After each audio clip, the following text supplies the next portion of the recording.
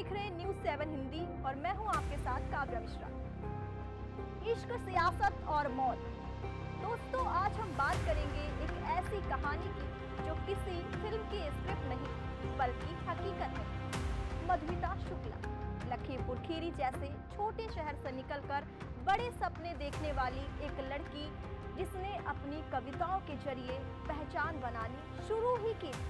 एक साधारण पृष्ठभूमि से आई मधुमिता ने बहुत कम उम्र में ही वो मुकाम हासिल करना शुरू कर दिया था जिसके लिए लोग सालों मेहनत करते हैं। लेकिन वक्त ने उन्हें एक ऐसी कहानी का हिस्सा बना दिया जिसे भी आज भी देश के चर्चित मर्डर केसों में गिना जाता है।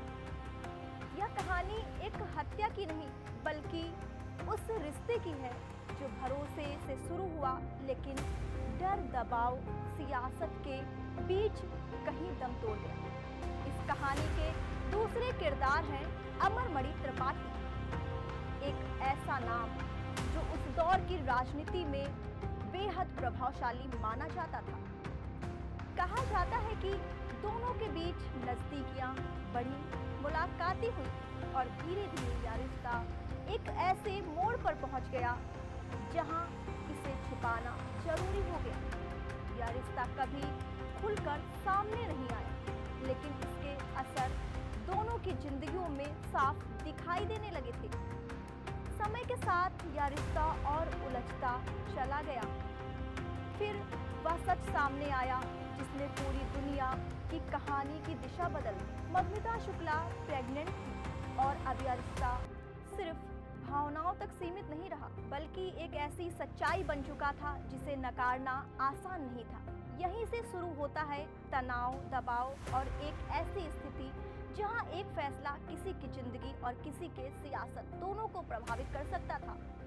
9 मई 2003 लखनऊ की पेपर मिल कॉलोनी, एक ऐसा दिन जिसने इस कहानी को हमेशा के लिए बदल दिया।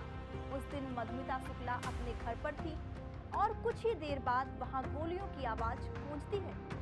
जब तक कोई कुछ समझ पाता, सब कुछ खत्म हो चुका था। एक उभरती हुई कवित्री, एक युवा जिंदगी अचानक हमेशा के लिए खामोश हो जाती है। इस हत्याकांड ने पूरे प्रदेश में सनसनी फैला दी। हर तरफ एक ही सवाल था, आखिर किसने और क्यों? जांच शुरू हुई। जैसे जैसे सच की परतें खुलती गई, शक की दिशा एक बड़े नाम की तरफ बढ़ती चली गई। आरोप लगे कि इस हत्या के पीछे अमरमणि त्रिपाठी और उनकी पत्नी का हाथ है।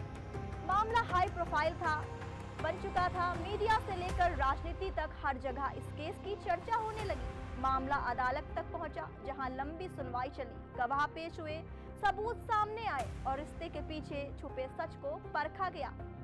आखिरकार अदालत ने अपना फैसला सुनाया और अमरमणि त्रिपाठी और उनकी पत्नी की इस हत्याकांड में दोषी करार देते हुए उम्र कैद की सजा सुनाई।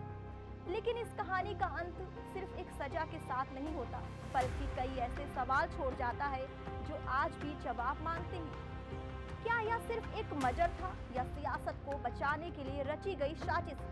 क्या यह एक ऐसा रिश्ता था जिसे सच बनने से पहले ही खत्म कर दिया गया? मधुमिता शुक्ला आज भले ही इस दुनिया में नहीं है, लेकिन उनकी कहानी आज भी जिंदा है। एक ऐसी कहानी जो यह सोचने पर मजबूर करती है कि जब इश्क और सियासत से टकराता है तो उसका अंजाम अक्सर खौफनाक क्यों हो जाता है।